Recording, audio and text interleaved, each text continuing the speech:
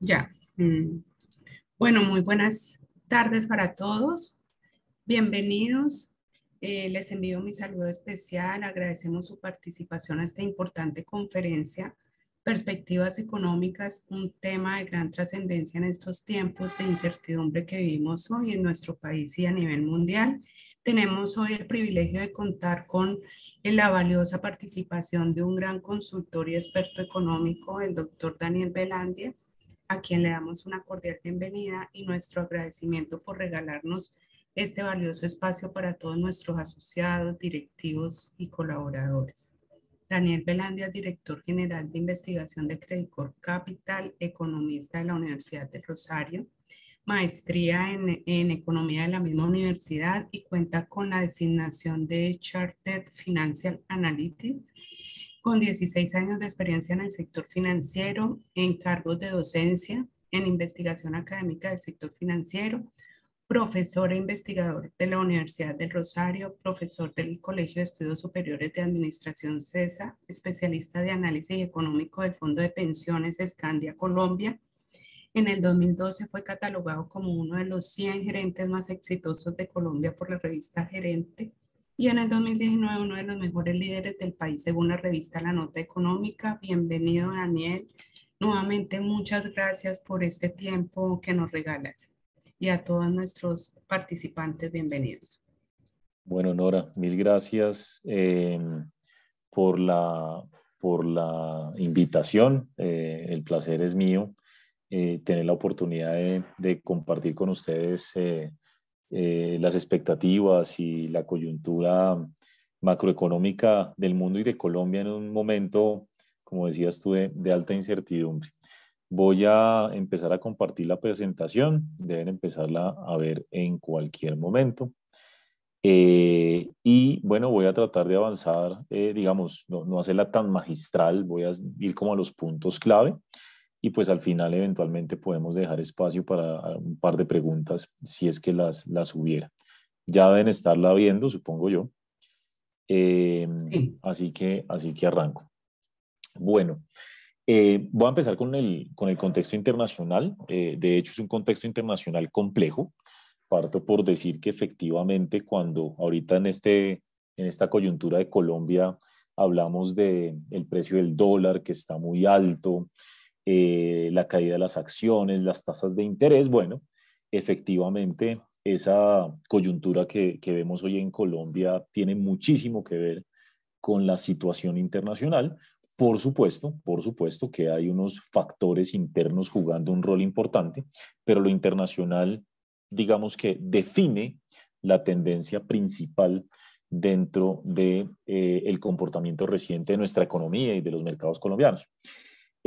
Esta tabla que está aquí a la izquierda son las proyecciones del Fondo Monetario Internacional para la economía mundial. Básicamente aquí yo me quiero concentrar en esta última columna. Ustedes ven que casi todas, por ahí hay una excepción, que es Rusia, que digamos que para el efecto no tiene ningún papel. Casi todas las flechas son a la baja. Eso implica que hemos visto una corrección importante de las proyecciones de crecimiento para el mundo entero recientemente y esas proyecciones vienen recortándose particularmente desde el comienzo de la guerra de Rusia y Ucrania el 24 de febrero de este año. Digamos que el mundo venía en un proceso de recuperación relativamente favorable después de la pandemia, eh, pero empezamos a divisar a finales del año pasado, como a mitad del año pasado, realmente, unos problemas importantes en el comercio internacional, en lo que llamamos las cadenas logísticas de valor, en problemas en transporte, en containers, los famosos microchips que los carros no tienen, chips para la fabricación de componentes, en fin. Y eso era derivado de la pandemia, del haber apagado fábricas, del haber impuesto tantas restricciones a la movilidad en el mundo por la pandemia, pero esto vino a profundizarse con la guerra. La guerra lo que hace es consolidar ese problema logístico global de transporte, etcétera, etcétera. Y tenemos al final un impacto importante que se ve reflejado en el comercio internacional y en una muy alta inflación. La gráfica a la derecha, de hecho, muestra cómo los bancos centrales principales del mundo y en promedio todos los latinoamericanos han venido subiendo la tasa de interés de manera agresiva porque hay un consenso hoy en el mundo por parte de las autoridades de que es más costoso dejar la inflación en niveles altos por mucho tiempo que incluso meter a la economía en una pequeña recesión. O sea, de alguna manera hoy en día es algo que los economistas y sobre todo los hacedores de política pues no van a decir explícitamente, pero yo creo que hay una idea eh, válida, digámoslo, de que enfriar la economía, tener un impacto sobre la actividad puede ser beneficioso, entre comillas, para ayudar a moderar desequilibrios, en particular para moderar la inflación, que está en niveles pues históricamente altos. Hay que recordar que la inflación en Estados Unidos, por ejemplo, está en los mayores niveles en 40 años y así pasa en muchas partes del mundo. Entonces, bueno, hoy por hoy se habla de una desaceleración importante del mundo en el 2023, creceríamos 2.7. Eh, Todavía hay discusión sobre si va a haber recesión o no, pero yo creo que es bastante probable que sí haya recesión en Estados Unidos, en Europa, no necesariamente en Colombia, pues ahorita hablamos de Colombia. Y antes que nada, antes de que se me olvide, recesión no es igual a crisis, ¿no? Yo, por alguna razón yo siento que la gente como que confunde los términos. Crisis es una crisis financiera, crisis es la del 2008-2009, crisis es la pandemia, que ponen en jaque incluso instituciones financieras, bancos y demás. La verdad eso no se ve hoy en día. Claramente siempre habrá riesgos, pero la verdad es que afortunadamente hoy el mundo no está enfrentando esa posibilidad con alta probabilidad, por lo menos. Habrá que monitorear. Pero recesión no es igual a crisis. Incluso una recesión, como digo, puede ayudar a calmar sobre todo ese gran problema que hoy es la inflación. Esperemos que no haya un problema financiero a futuro, pero por ahora no se ve nada por el estilo. Igual ya les voy a hacer unos comentarios.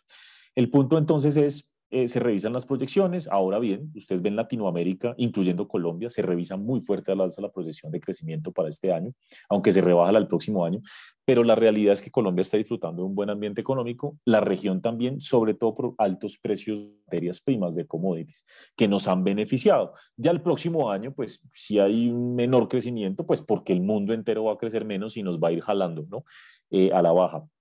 Pero importante mostrar cómo, en general, solo con la excepción de Chile, se esperan tasas de crecimiento positiva para todos los países de la región. Como les digo, ahorita hablaré de Colombia de manera específica. Estos son simplemente fotos de indicadores. La izquierda es industria en regiones principales, a la derecha sorpresas de indicadores económicos y básicamente pues es simplemente como la muestra, la demostración de que todos los indicadores reflejan que efectivamente podemos ir hacia una recesión. Puede ser una recesión corta, no profunda, y a eso digamos que le están apostando las autoridades, pero es algo que ya está internalizado en los mercados. O sea, los mercados de alguna manera ya tienen en los precios de acciones, de bonos, de monedas, esa posibilidad de tener una recesión global. Recesión, insisto, no crisis ni mucho menos, una recesión que es como hacia donde nos dirigimos actualmente. Desafortunadamente, pues la recesión no se esperaba y yo sí le echo toda la culpa a Putin porque ese conflicto fue el que realmente nos mete en esta coyuntura tan compleja de inflación y de tasas de interés. Esta es la inflación en Estados Unidos, no quiere bajar duro, pero ya alcanzó pico. El pico fue de cerca de 9%, como les digo, el dato más alto en 40 años, pero no afloja, no afloja, no afloja. Inclusive el dato núcleo, el dato que excluye alimentos irregulados, que es lo más volátil, muestra un incremento importante. De hecho, alcanzó un máximo histórico de los últimos 40 años el pasado mes de septiembre. Y bueno, esto mantiene la volatilidad en los mercados, la volatilidad expresada principalmente en el dólar a nivel mundial y en las tasas de interés. Y ya les muestro un poquito eso. Ahora, hay buenas noticias, hay buenas noticias. Tal vez una de las principales recientemente ha sido esto. Cualquier gráfica refleja lo mismo, pero me baso en esta. Son esos problemas en las cadenas logísticas de valor. Durante la pandemia hubo grandes problemas logísticos, por lo que comenté. Con la guerra, con el inicio de la guerra, esto empeoró materialmente. Y hoy estamos ya muy por debajo de los peores niveles observados hacia el mes de abril. Eso es una gran noticia. De nuevo, esto quiere decir que potencialmente lo peor pasó. Si ustedes me preguntan, efectivamente yo hablo con empresarios de pues, nuestros 3 países donde Credit Corp tiene presencia, en Chile, Colombia, Perú, y al final lo que me comentan es que efectivamente había una mejora significativa en el comercio internacional, en la disponibilidad de insumos, ¿no? Pero también hay que reconocer que si uno se para aquí en el último puntico de esta gráfica y echa para atrás, seguimos en niveles históricamente altos. O sea, ha mejorado mucho las condiciones, pero todavía no estamos en niveles pre-pandemia y entonces falta todavía un espacio de mejora. Pero las cosas están mejorando significativamente y eso debería trasladarse poco a poco a una menor inflación, que es lo clave en este contexto que estamos viviendo hoy en día. Ahora bien, como estamos hablando de alta inflación, el mercado se prepara para que el Banco Central de Estados Unidos, la Reserva Federal, siga subiendo tasas de interés. Básicamente, para que ustedes tengan presente, hoy la tasa de interés está en 3,25. El mercado espera que el próximo mes llegue a 4%. Y estas grafiquitas de acá, da lo mismo, pero digamos la de la izquierda muestra que el máximo que espera el mercado, el máximo de tasa es casi 5. Todavía falta espacio, es decir, estamos al 3,25 y el mercado piensa que es posible que el Banco Central de Estados Unidos llegue al 5%. ¿Eso qué implica? Eso implica básicamente 2 o 3 cosas, todas van ligadas. Uno, que las tasas de interés en el mundo van a mantenerse arriba por un tiempo más. 2, que el dólar va a seguir fuerte. No quiere decir necesariamente que el dólar se siga apreciando, se siga fortaleciendo, pero sí potencialmente implica que va a ser difícil que el dólar se devuelva de manera importante. Ahora, ojo que aquí estoy hablando del dólar a nivel mundial, ¿ok? No del dólar en Colombia. Del dólar en Colombia les hablo después. El dólar a nivel mundial está muy fuerte, está en los niveles más fuertes de hace más de 20 años. Va a ser difícil que se devuelva esa tendencia rápido mientras el Banco Central de Estados Unidos sigue subiendo tasas. Y lo tercero es que cuanto más suba tasas, más profunda puede ser la recesión. ¿Ok? Entonces ahí pues digamos que todo el mercado está a la expectativa de lo que pueda pasar, pero la coyuntura nos sigue apuntando a tasas altas, un dólar relativamente fuerte y en general pues volatilidad en los activos de riesgo en general.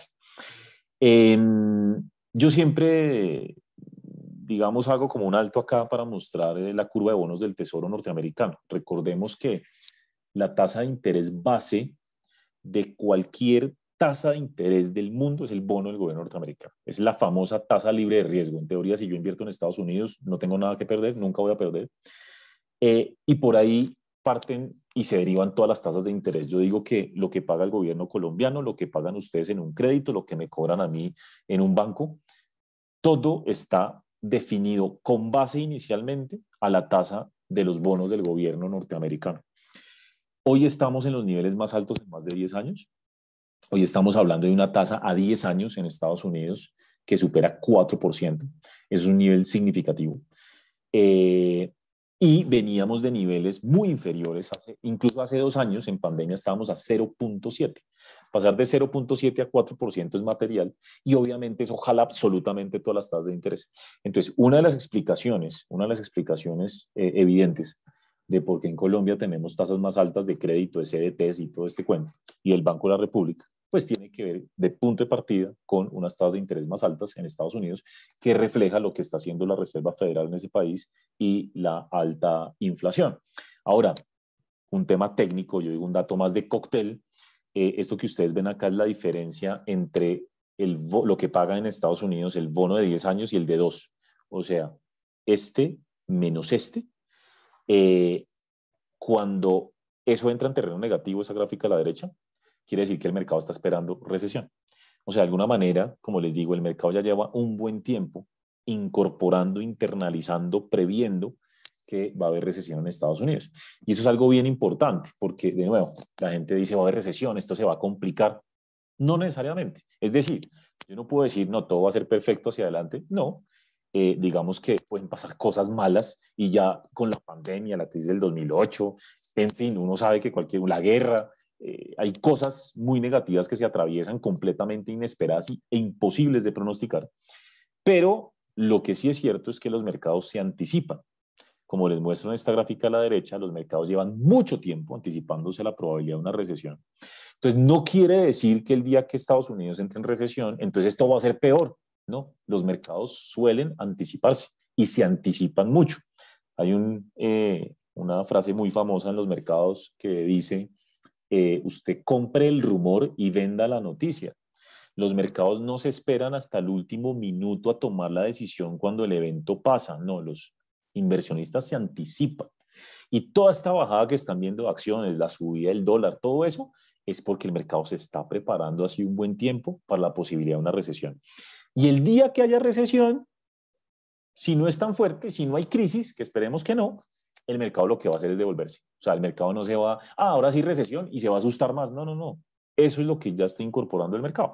Incluso suele pasar que cuando ya empieza la recesión, el mercado mejora significativamente porque ya como que es un alivio. Ya estamos ahí, es lo que llevamos descontando mucho tiempo. Claro, hay riesgos, siempre lo digo, hay riesgos, porque pues si la recesión deriva en una crisis que hoy no se ve, digamos, tan probable, pues ya será otro cuento. Pero mientras sea una recesión normal de ciclo económico, el mercado incluso puede mejorar mucho bajo esa coyuntura. El dólar, como decía, es supremamente fuerte.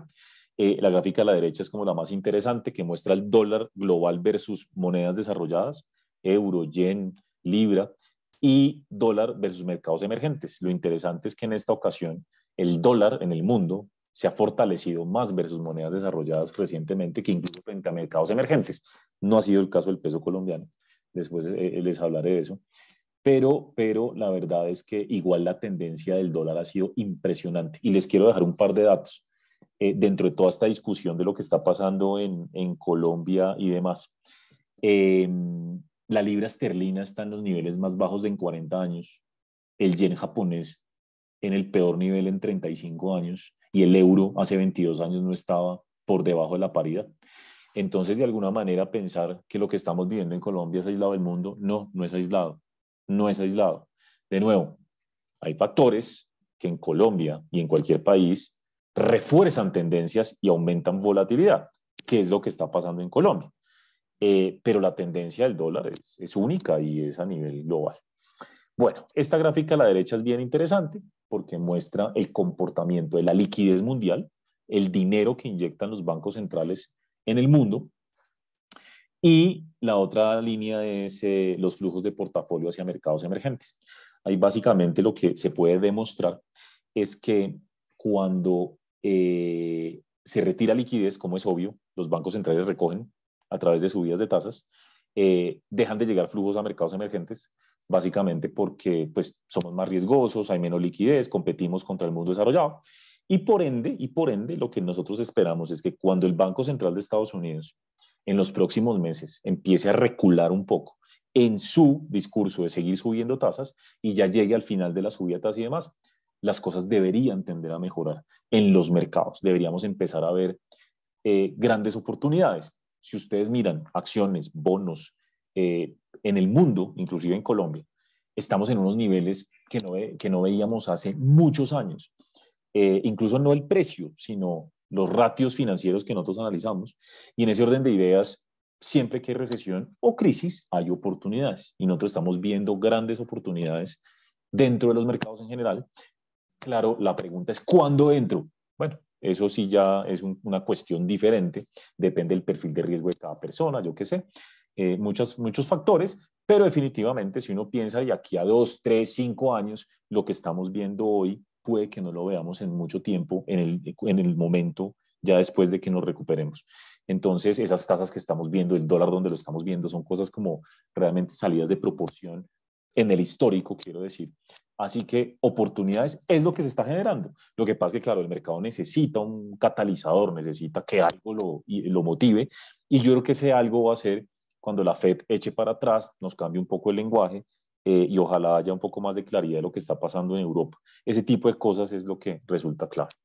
Entonces, bueno, el mundo obviamente está enredado, pero ya llevamos mucho tiempo enredados, más de un año, y en ese orden de ideas puede que las cosas vayan mejorando una vez ya como que se materialicen estos efectos sobre todo la posible recesión en el mundo que acabo de mencionar y para la cual los mercados en general ya se han venido preparando. En el caso de Colombia, eh, digamos que obviamente hay que decirlo abiertamente, la gente habla o me pregunta más de política que de economía. Yo no soy analista político, ¿sí? Yo hago mis comentarios políticos, pero aquí hago una claridad y me están grabando y bueno, y hay una audiencia grande. Quiero decirles que cuando yo hable de política, haga algún comentario político, solo me represento a mí mismo, no represento a Credit Capital. En esto simplemente son ideas, conceptos, pero realmente es imposible estar de acuerdo eventualmente y muchos menos mis jefes van a hablar de política. O sea que esto es básicamente lo que yo pienso. En lo económico sí es una visión de Credit Capital, el tema político es mi visión personal y simplemente les dejo algunos puntos sobre la mesa. En general, en lo económico, lo de Colombia ha sido espectacular. Esto que ustedes ven aquí a la izquierda es el crecimiento esperado para los principales países emergentes del mundo. Colombia, de lejos, va a ser el de mayor crecimiento este año. Impresionante. Yo siempre he sido muy optimista con Colombia en lo personal. Mis colegas en el mercado me reconocen por eso. Pero yo digo que optimista en lo relativo. Colombia siempre muestra una capacidad muy, muy grande de crecer, a pesar de que, bueno, podemos tener recesión, una caída en la actividad, siempre tiende a irnos mejor que al promedio de Latinoamérica, ¿no? Y bueno, después de la pandemia no fue la excepción. ¿Qué es lo que está pasando con Colombia? Lo que ha pasado desde el año pasado y este 2022. La gráfica de la derecha arriba muestra los famosos términos de intercambio. Esa línea que sube y sube sin parar, que está por allá arriba, es Colombia, que atraviesa los demás países. Eso es Colombia. Básicamente, Colombia, me atrevo a decir, es el país que más se ha beneficiado en el mundo del conflicto entre Rusia y Ucrania. ¿Por qué? Porque nosotros somos exportadores netos de bienes energéticos, de petróleo y carbón. Somos los únicos, de hecho, exportadores netos o los mayores exportadores netos de Latinoamérica. Y obviamente eso ha venido a juntarse con un dólar altísimo. Entonces, cuando exportamos más de eso, los precios están altos y volvemos esos pesos, pues ha sido impresionante el efecto sobre la economía. Eso se va irrigando alrededor del país y tenemos un efecto muy importante. La gráfica a la izquierda muestra particularmente esto que sube y sube y sube sin parar y sigue subiendo, el consumo privado, el consumo de los hogares. Eso ha sido una locura. La gente ha consumido como si el mundo se fuera a acabar, como si no hubiera mañana y sigue comprando. Alguien me decía, un colega mío, que en la Navidad pasada, en la del 2021, la gente parece que hubiera comprado 2 pesebres y 2 niños Dios. Es impresionante, ¿sí? O sea, la gente ahorró durante el 2020 en pandemia, todos ahorramos, los que logramos mantener un ingreso, ahorramos muchísimo, lo que nunca habíamos ahorrado en la vida, porque no salíamos de la casa, no viajábamos, no comíamos, ¿sí? Eso es un hecho. Entonces la gente ahorró. Durante el 2021 empezamos a consumir lo que no habíamos consumido en el 20 más lo del 21, eso terminó pasando. Y este año nos hemos endeudado, el crédito está subiendo.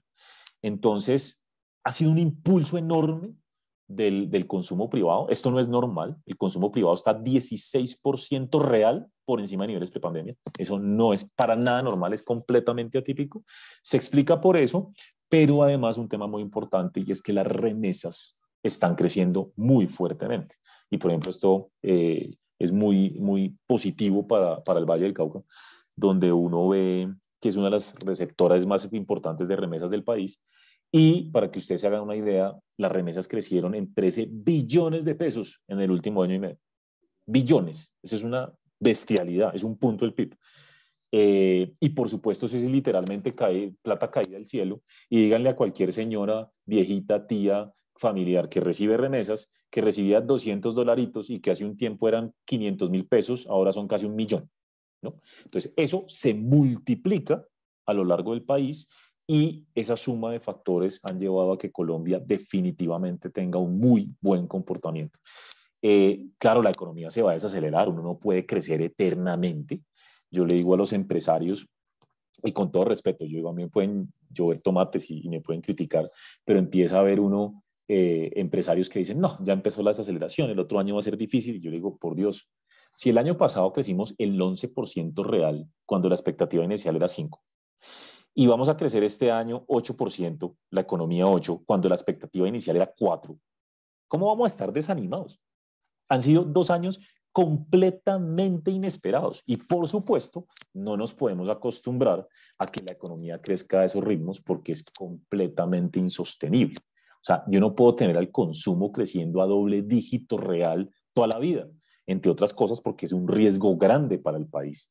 Uno de los riesgos y unos desequilibrios evidentes de crecer tan rápido, porque la economía no da para tanto, es la inflación. O sea, ¿ustedes creen que la inflación al 11.4% es solo energía o alimentos, como dice el presidente? No, no, ya les muestro, no.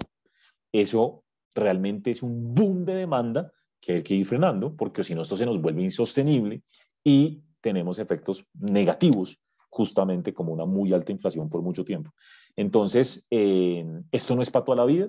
Nosotros vemos un crecimiento el próximo año del 2%. Para mí es supremamente positivo. Creo que puede ser un poco más bajo.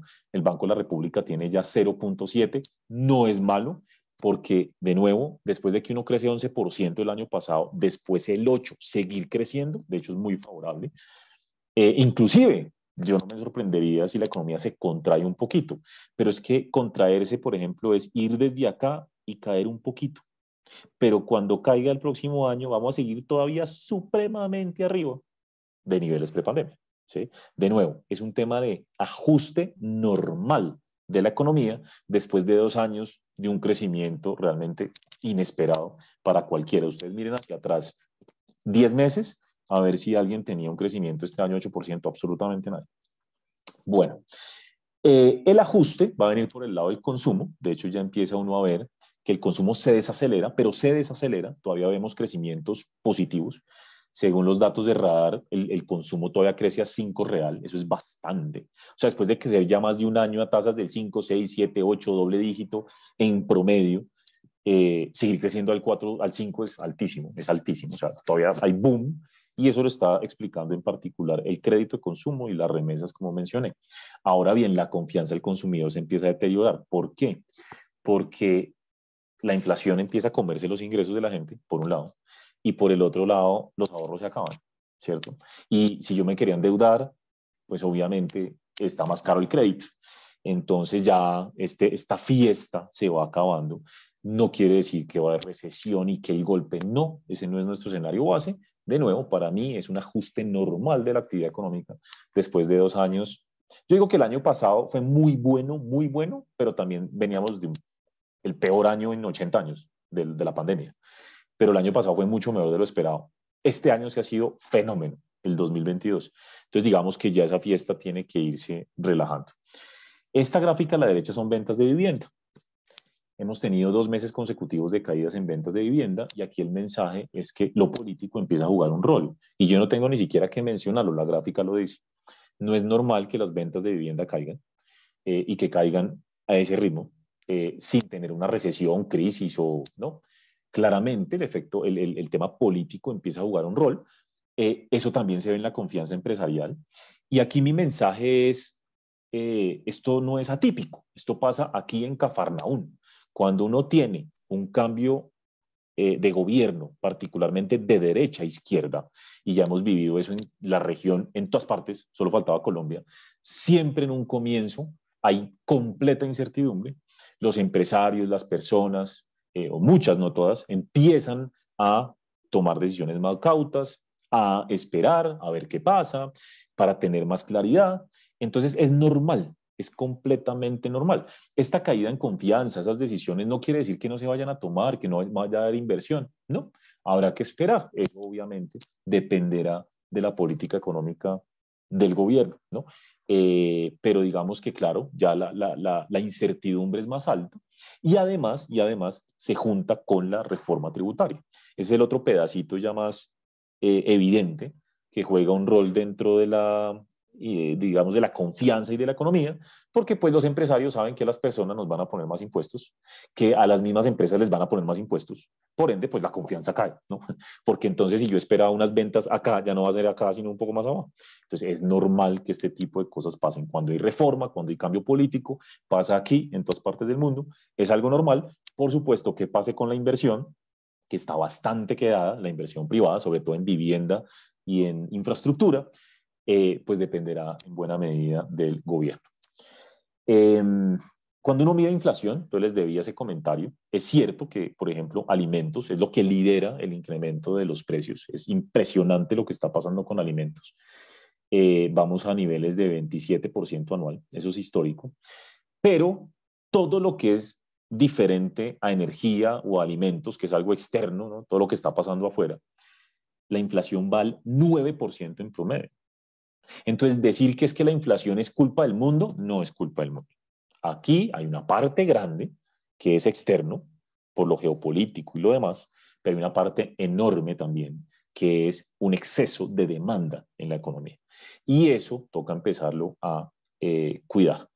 Las expectativas de inflación están por las nubes, entonces a los empresarios le pregunta el Banco de la República, ¿cómo es la inflación el próximo año? No, como al 8 o 9. Ah, bueno, cada vez que los empresarios, los economistas respondamos que la inflación va a estar por las nubes, nos van a seguir subiendo tasas, porque el problema con las expectativas es que eso se vuelve una profecía autocumplida.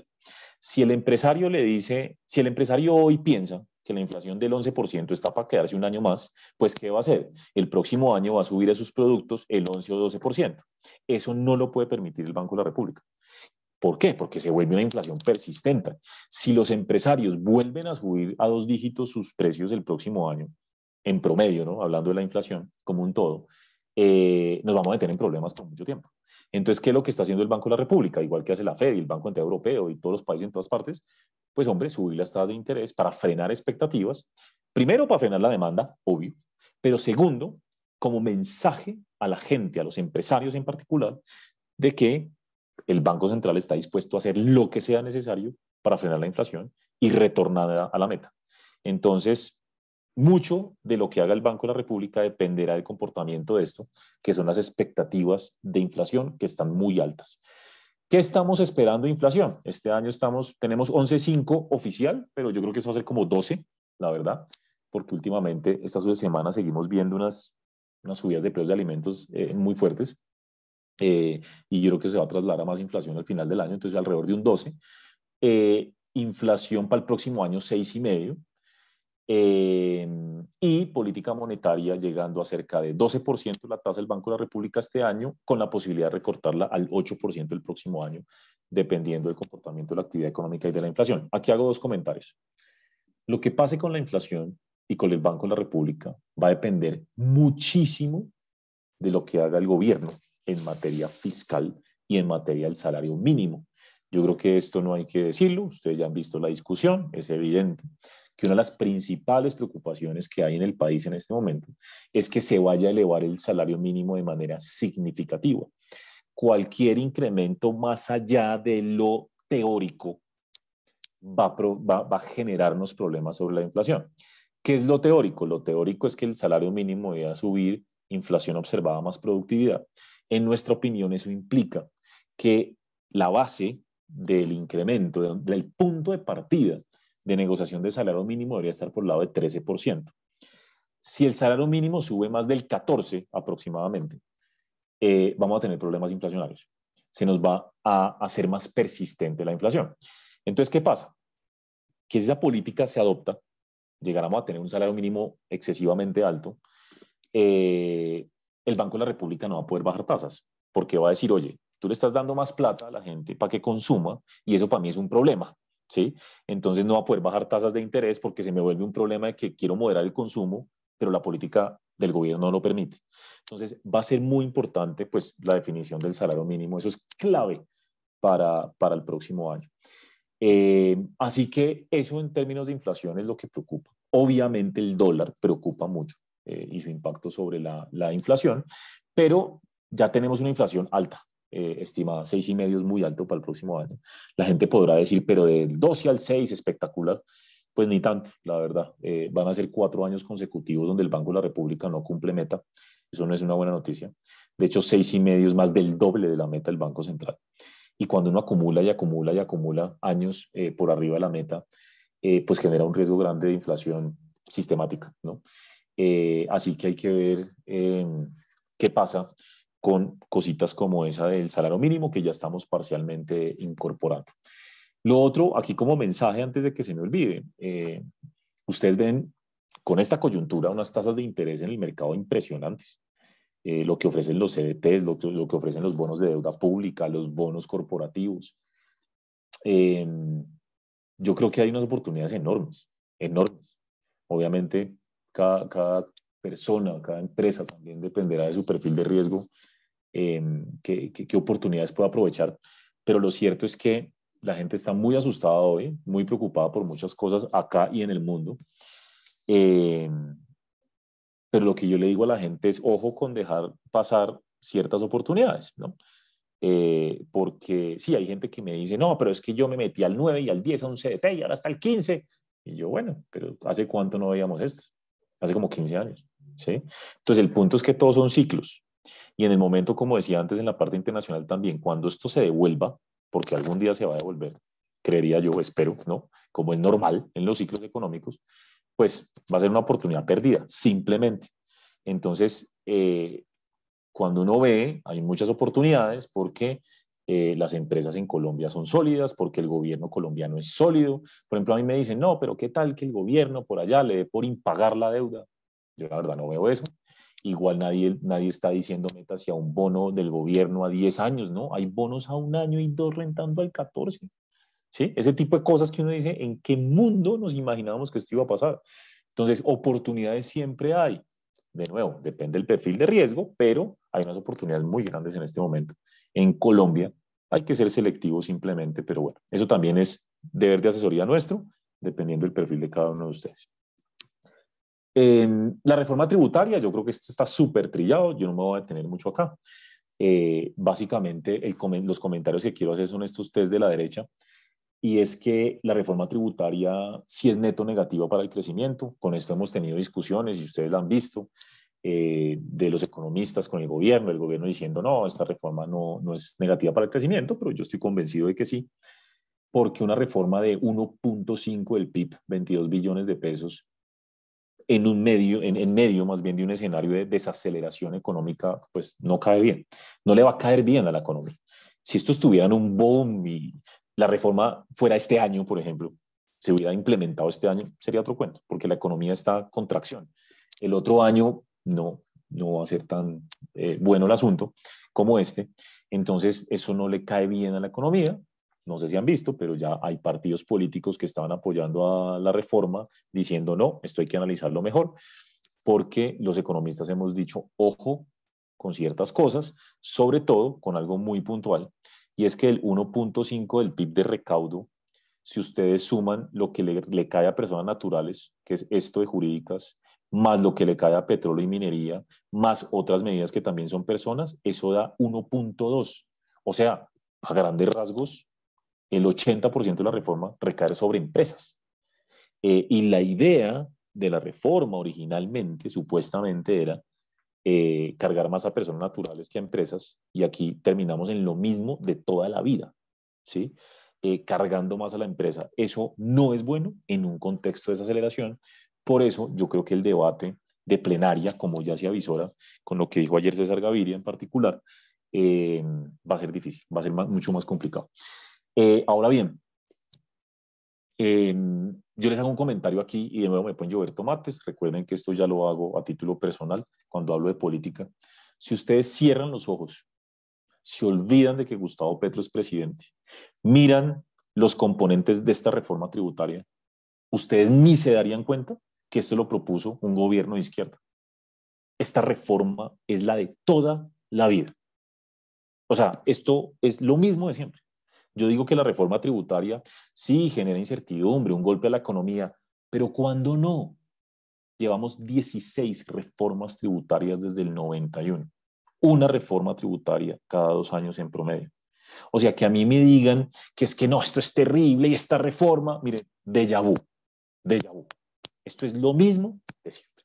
De hecho, el 80% de esta reforma es la que se le cayó a Carrasquilla, o el 70%. Entonces, la verdad, tal vez lo único que realmente es como bien diferente es todo lo que le meten a petróleo, pero es más de lo mismo. Yo digo, esto es parte del paisaje, esto es más de lo mismo. Para mí, lamentablemente, porque es así, Cada 2 años se volvió la quejadera de nosotros los asalariados, la quejadera de los empresarios, porque hay una reforma, pero es lo mismo de siempre, ¿sí? Entonces, para mí, esta no es la reforma que más me preocupa en la coyuntura. Pero además es un buen mensaje, digamos, de lo fiscal, por lo menos hay una responsabilidad grande en lo fiscal de querer aumentar ingresos lo más posible para financiar un programa de gasto público ambicioso. Eh, Así que esto no es lo que más me preocupa, estructuralmente hablando, porque de nuevo, para mí esto es más de lo mismo y que las personas paguen patrimonio, un impuesto que lleva desde el 2002 puesto por Álvaro Uribe como impuesto a la guerra, que es que el sector financiero pague una sobretasa, que es que ojalá subamos tasas a los dividendos, que impuestos saludables, díganme ustedes más bien hace cuántos años estamos hablando de eso, ¿no? O sea, llevamos años en esta misma situación de esta reforma, o sea que por acá me preocupa el impacto en crecimiento, pero desde el punto de vista estructural, para mí es más de lo mismo. Ahora, si esto es dólar en Colombia, pues a mí me preguntan, de hecho estoy por publicar cuando me den el ok, de mis jefes, voy a publicar una nota al respecto de lo que está pasando con el dólar en Colombia. Eh, y pues obviamente me preguntan, ven, ¿tú crees que el tema político está afectando? Yo no tengo ni que responderlo. Esta gráfica que está arriba es el comportamiento de las monedas de la región desde finales de mayo y este es el peso colombiano. Yo no tengo que responder nada. O sea, ¿qué quieren que les diga? Por supuesto que hay una afectación sobre el tipo de cambio. Para mí, la principal razón para que esto suceda tiene que ver con la propuesta de eh, transición energética, ¿sí? Entonces, digamos como la clave del asunto. ¿Por qué? Porque a grosso modo, nunca se nos olvide esto, eh, el petróleo representa el 35% de las exportaciones colombianas, 35, o sea, mal contados 20.000 millones de dólares este año en petróleo. Representa el 33% entre petróleo y minería, 33% de los ingresos por inversión extranjera directa al año a nuestro país y representa más del 15% de los ingresos fiscales del gobierno nacional. Entonces, cuando a nosotros nos dice el gobierno que va a haber una transición energética y que entonces vamos a dejar de producir petróleo, no de producir, que va a dejar de adjudicar nuevos contratos de exploración y producción, la verdad es que nadie entiende eso que significa. Nadie. Por eso el ministro volvió a decir ayer, estamos haciendo el análisis. Nadie, a ciencia cierta, en mi opinión, sabe eso que implica. Lo único que entendemos, todos en el mundo, es que nos están dando un mensaje de que se quiere marchitar la principal fuente de divisas de este país. Entonces, ¿qué pasa? El mercado, como les decía al principio en la parte internacional, el mercado no se espera al último minuto que me digan esto cómo se digiere. No. Desde el principio empieza a incorporarlo. Entonces me preguntan, Daniel, ¿y con qué vas a reemplazar las exportaciones? Pues sí, si yo sumo uchuva, aguacate y eso y turismo y algún día, eso no le da ni a la tercera parte, por bien que nos vaya. ¿Sí? Y me preguntan, ¿y cuándo vas a dejar de exportar petróleo? No sé, nadie lo sabe. ¿Y cuándo dejarías de recibir estos ingresos de inversión extranjera? No sé, nadie lo sabe. Entonces el mercado dice, no, primero me curo en salud y después miramos. Y eso es lo que está haciendo el mercado. Entonces, claro, nos castigan porque de por sí, estructuralmente, lo sabemos todos los colombianos y los inversionistas, los principales problemas que tiene Colombia estructuralmente se llaman déficit gemelos, o sea, déficit fiscal y déficit en cuenta corriente, la balanza comercial, que es súper negativa. Ahí sí diría yo, por un problema estructural de Colombia, es que no hemos sabido diversificar la balanza exportadora. Pero el punto es, si hoy por hoy lo que me ayuda a que el problema no sea mayor es el petróleo, pues el mensaje de deteriorar esa fuente de recursos es malo, muy malo, ¿sí?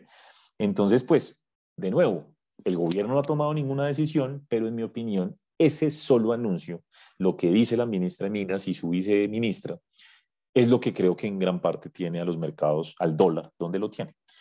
Ahora, no lo tengo aquí escrito, pero dentro de la nota que estoy escribiendo hay que reconocer lo siguiente. Ha habido 5 comentarios desde el 5 de octubre que han generado mucha inquietud. Y tengo que mencionarlos porque, pues, obviamente, digamos, es un tema de realidad, no es, como digo, no, ni pesimismo ni no, realismo porque esto pasó. Entonces, bueno, como para que lo tengamos claro. Eh, el presidente, acuérdense que dijo que en cambio de subir tasas de interés del Banco de la República, podríamos poner un control de capitales. Eso fue el 5 de octubre. Y desde ahí el dólar agarró un impulso mayor. Eh, Porque el mensaje no es bueno. O sea, decirle a alguien control de capitales, todo el mundo empieza a pensar en Argentina, por ejemplo. Es lo primero, ¿sí? O sea, que tú pongas un impuesto, que dejes, que no permitas que la gente saque la plata del país, eso no se ve en países normales de mercado. Entonces, ese fue el primer mensaje. Después vino un mensaje, que están los dos relacionados, donde decía el presidente que debería darse la discusión de si para cumplir los acuerdos de paz con las FARC y para la compra de tierras deberíamos romper el marco fiscal. Que un presidente diga eso, pues no suena bien, no ayuda para absolutamente nada, porque lo fiscal es un ancla que necesita el país. Y posteriormente viene lo de la ministra de Minas, que sigue diciendo que no va a haber contratos de exploración de petróleo, y el viernes de la semana pasada la ministra de Trabajo, que creo que es muy conocida en el Valle, dijo que debería pensarse en la posibilidad de congelar precios de la canasta básica.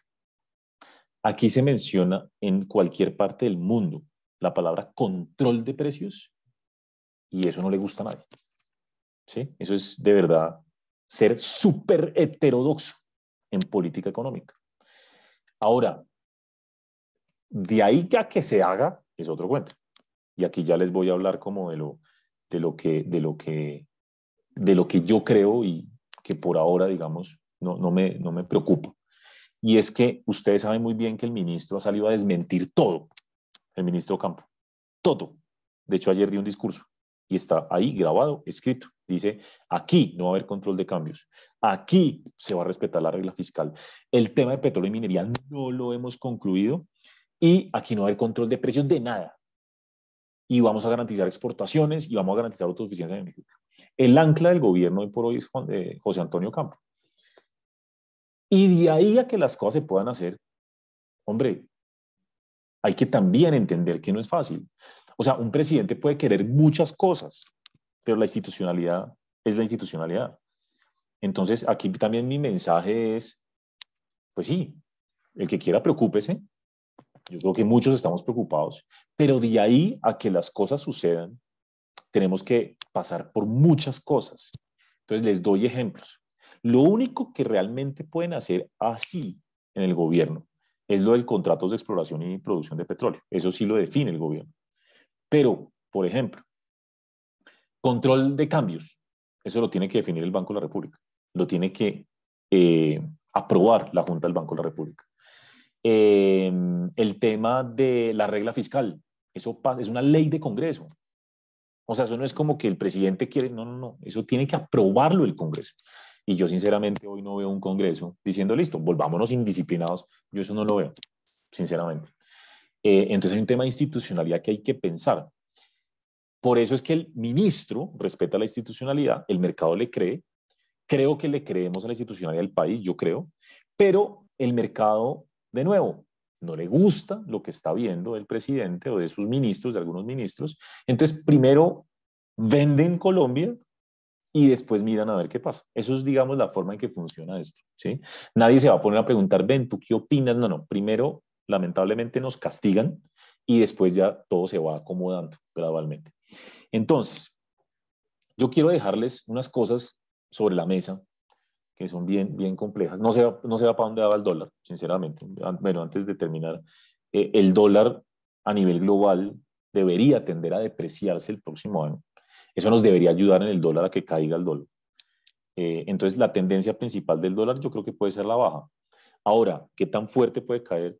O si podemos seguir subiendo desde los puntos actuales, creo que va a depender del presidente, ¿sí? Y de sus mensajes. Entonces, el ministro Campo es un gran ancla y todos le creemos. Yo que lo que creo que el mercado está esperando es que el presidente se le una en su mensaje, que deje de haber esas rupturas de comunicación, ¿sí? Para mí, Gustavo Petro ha dicho cosas que deberían calmar al mercado, pero creo que estamos enfrentando una situación que vivimos en muchos países, en Chile, en Perú, como es la primera vez que tenemos un presidente de izquierda en Colombia, como que la tendencia es a no creerle nada al presidente, ¿no es cierto? Y si ustedes me preguntan a mí, yo no puedo juzgar como tal al presidente en este momento, porque habla mucho, su gabinete habla mucho, pero vayamos a ver los actos, ¿sí? O sea, uno tiene que juzgar, creo yo, es por lo que logra eventualmente o cómo le va. Obviamente, hablar mucho puede hacer daño, pero al final, pues, se está haciendo es política, ¿no? Y la política es compleja. Gustavo Petro está actuando como Donald Trump, acuérdense de él. Y miren que son totalmente opuestos, pero actúan igualito, igualito. Entonces, las redes, la comunicación, pero una cosa es lo que dicen y eventualmente otra es la que hacen. Si ustedes me preguntan a mí, júzguelo por los actos de Petro, del presidente. Yo digo, bueno, una reforma tributaria ambiciosa, ahí va. Eso es un check para él. Reabrió la frontera con Venezuela. De hecho, eso generó bastante optimismo en la zona norte del país. Eh, y cosas realizadas. Ah, logró un acuerdo de tierras y bajar las tarifas de energía. Dos cosas que creo que hace muchos años estaban buscando. ¿Sí? Entonces, si uno lo pone desde los hechos, creo que son esas 4 o 5 cosas. Uno no puede, yo no puedo juzgarlo por nada más. Lo demás son promesas, anuncios, campaña, porque sigue habiendo como campaña. Y no sé cómo vaya a salir ese tipo de cosas. Entonces, ¿qué es lo que pasa? Que de entrada, y de nuevo, esto no es Colombia, lo vi en Chile, lo vi en Perú. Recuerden que nosotros estamos en Credit Corp en los 3 países, así que yo tengo el cuero duro. Estoy viviendo la misma situación de Chile y de Perú los últimos 2 años. Y lo primero que hace todo el mundo es asustarse, preocuparse, no cree en nada. Y yo creo que es natural, sobre todo cuando uno como que cambia un poco, se le cambia el panorama y la ideología política de un gobierno. Pero de nuevo, habrá que ver cuáles son los hechos y qué pasa en este contexto. Yo aquí pongo sobre la mesa y aquí es donde la gente empieza. Yo siempre digo, en política uno puede eh, crearse su propia película y cada uno se imaginará si es de terror, de suspenso, romántica, una comedia, cada uno. Pero Gustavo Petro ha dicho, por lo menos en campaña, dijo para ser presidente 2 días antes, en un discurso, dijo lo que todo inversionista quisiera escuchar. ¿Qué es esto? No buscar la reelección, eso está grabado en un video, lo pueden buscar, eso fue como el 16 de junio, y yo creo que con esto fue presidente, es mi opinión. Cogió toda la gente que no sabía si votar por Rodolfo o por Petro, dijo que iba a respetar la separación de poderes, que iba a respetar las leyes, la constitución y la propiedad privada. Para mí eso lo hizo ser presidente, sinceramente. Y está escrito. Así que de pronto a algunos no le creen y que es otro cuento, pero eso está ahí. Eso está ahí. Cuando queda presidente, él dice, voy a desarrollar el modelo capitalista. Y cuando se posesiona, el decálogo de gobierno dice, haré cumplir la Constitución. O sea, siempre hablando como de la institucionalidad y la democracia. Uno escucha a Gustavo Petro, así no le gusten las leyes, él dice, pero es que el Congreso debe, el Congreso, el Congreso. Bueno, en ningún momento, por ahora, por lo menos, ha mostrado indicios de saltarse cosas, ¿no? Que quisiera hacerlo es diferente, pero de nuevo, la institucionalidad es un cuento muy diferente. Y yo siempre digo, ojo que la institucionalidad no es solo el Congreso, son las cortes, es la policía, las fuerzas militares, los medios de comunicación, las empresas, ¿sí? Yo siempre he dicho, las empresas es clave. Ustedes se imaginan gestionar un país como Colombia, con esa diversidad, con 5 ciudades grandísimas, con una cantidad de ciudades intermedias, sin el apoyo de los empresarios, el presidente no va para ningún lado. Eso creo yo firmemente, ¿sí? Entonces la institucionalidad son muchas cosas. Eh, por lo tanto, cuando la gente piensa en escenarios extremos, me parece que, claro, cualquier país puede ir a cualquier lado, pero me parece que para llegar a un escenario extremo hay que pasar por un deterioro y eso no se logra de la noche a la mañana. O sea que creo que es muy temprano, insisto, como para entrar a juzgar cosas. Yo veo cosas relativamente favorables, y ojo con lo que digo, relativamente, porque esto a veces no se tiene en cuenta, pero por ejemplo el gabinete. El gabinete, en lo personal, hay un par de posiciones que creo que no gustan para nada, sin mencionarlas. Hay dos que no. Eh, pero en general, los gabinetes tienen, o los ministros tienen muy buena hoja de vida, en general. Lo que pasa es que tiene una ideología diferente a lo que estamos acostumbrados. Eso es diferente. Pero que el gabinete es capaz, sí, sí es capaz. Y yo comparo, o siempre le digo a la gente, por favor, vayan y comparen el gabinete de Petro con el gabinete de Pedro Castillo en Perú o de Fernández en Argentina. Vaya, los invito para que vean lo que de verdad es tener un gabinete decente en lo técnico, más allá de que nos guste como piensen o no. Obviamente lo del ministro es muy bueno, Ocampo. Factores a monitorear, bueno, se vienen muchas cosas y ahí el mercado está pendiente. Vamos a ver qué pasa con la reforma. Después viene una reforma pensional que va a ser importante, que puede tener un impacto fiscal grande y en los mercados, porque recordemos que la reforma pensional de alguna manera busca marchitar las AFPs privadas para darle más juego a Colpensiones.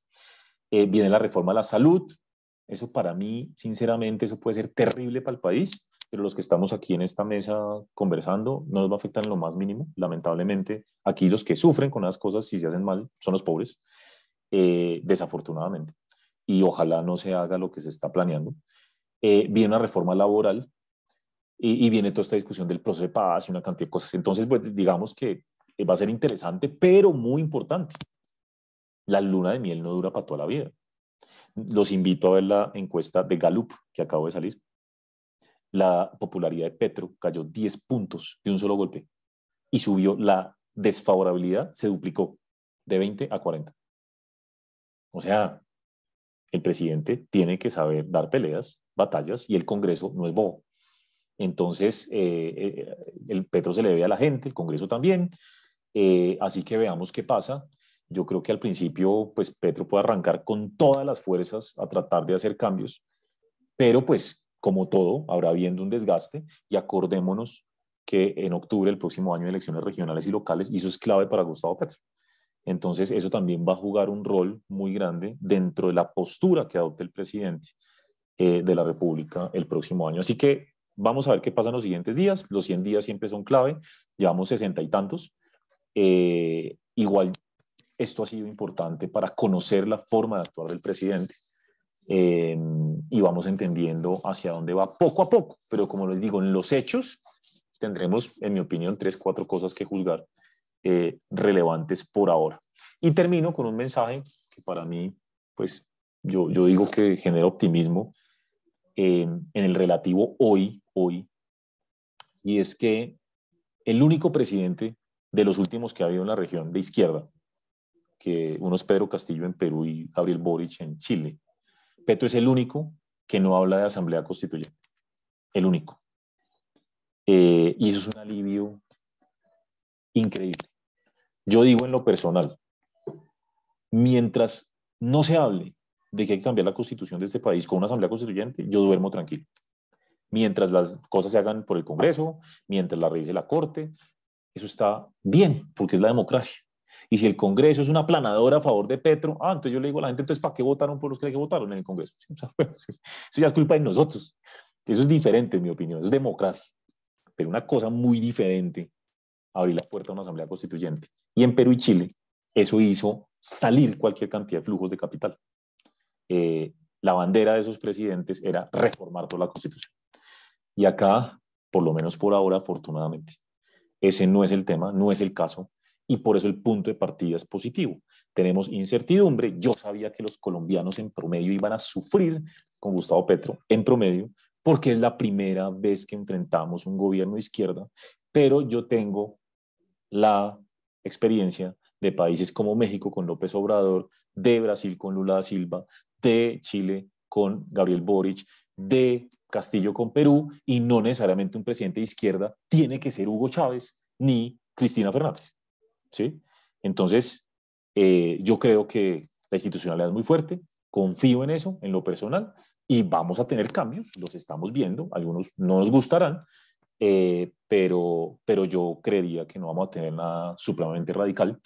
Y por tanto, si eso es así, y ojalá el presidente se vaya moderando, vaya alineando mensajes, pues lo que estamos viendo en Colombia son unas oportunidades importantes, sobre todo ya cuando hablamos de invertir. Tasas altas, acciones baratas, hay que ser selectivo y bueno, eso al final dependerá de las diferentes perfiles de riesgo, como siempre. Bueno, muchas gracias por el tiempo, eso era.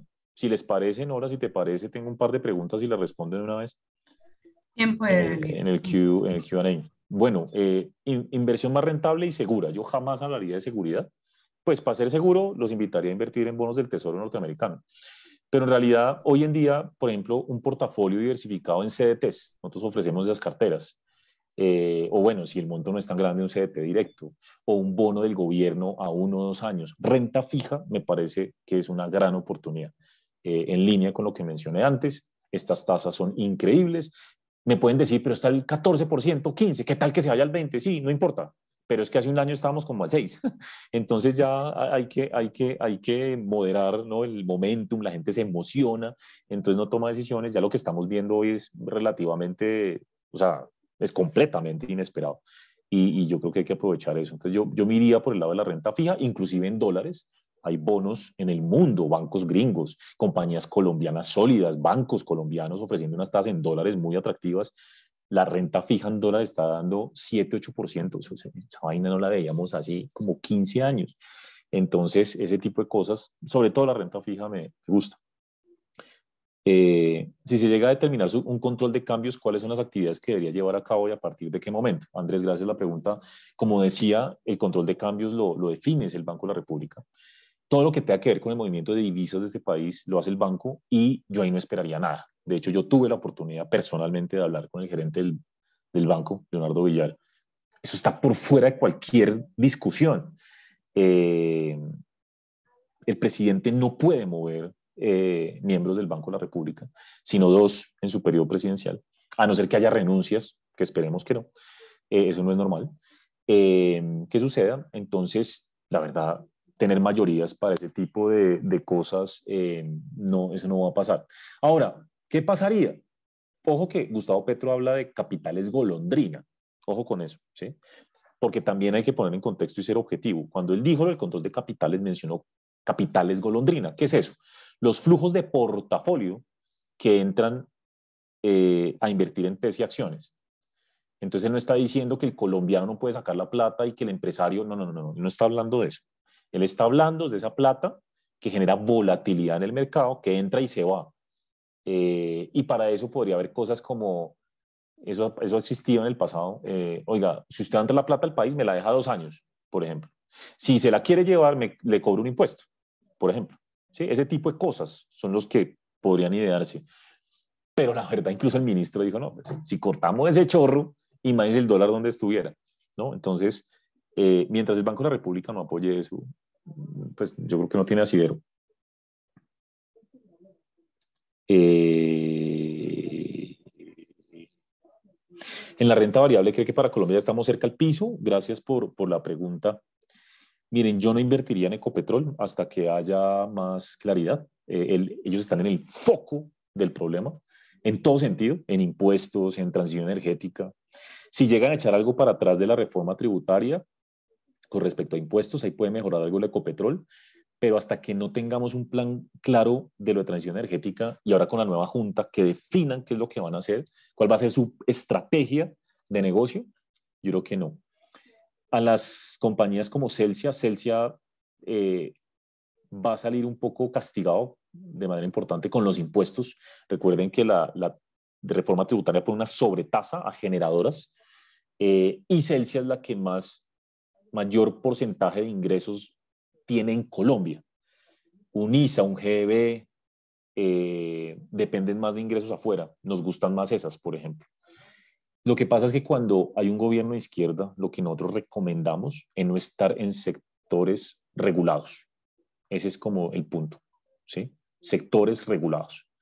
¿Qué es regulado? En este caso, Ecopetrol, lo minero energético y energía. Por lo tanto, a nosotros nos gustan los bancos, O sea, en este momento, nuestra recomendación en Colombia, y están muy baratos, es comprar bancos colombianos. Ahí va a haber una afectación, pero es básicamente a través de impuestos, pero no hay riesgos regulatorios importantes. Así que por ahí es. Y sí, la bolsa colombiana está muy barata, hay oportunidades, pero hay que ser selectivo hasta que no haya claridad en lo político y en regulación. Va a ser muy difícil que el mercado despegue. Por eso preferimos estar por ese lado de bancos. Y salud, pues ya lo mencioné, vamos a ver qué pasa con el sector salud. Eso va a ser una pelea dura.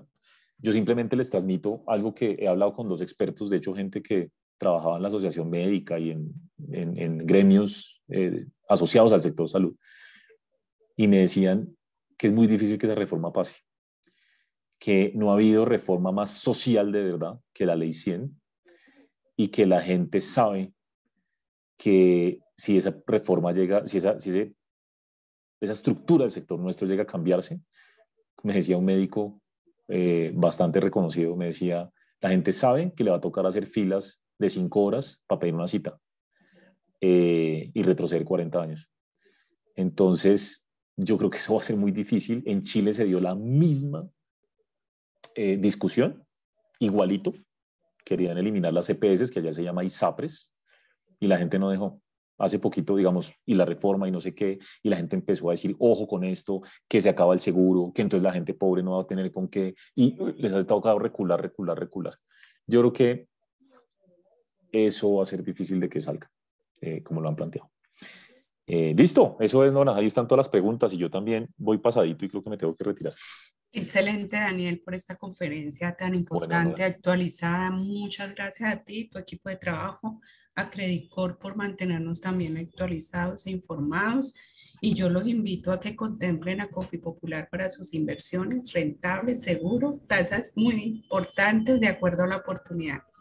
Muchas gracias a ti y a todas las personas que nos acompañaron. muchas gracias. Un Muy abrazo, cuídense agradable. mucho. Gracias, Bueno, chao. encantado, que estén muy bien. Chao, chao. Gracias, chao. Ricardo, muchas gracias, que estés muy bien.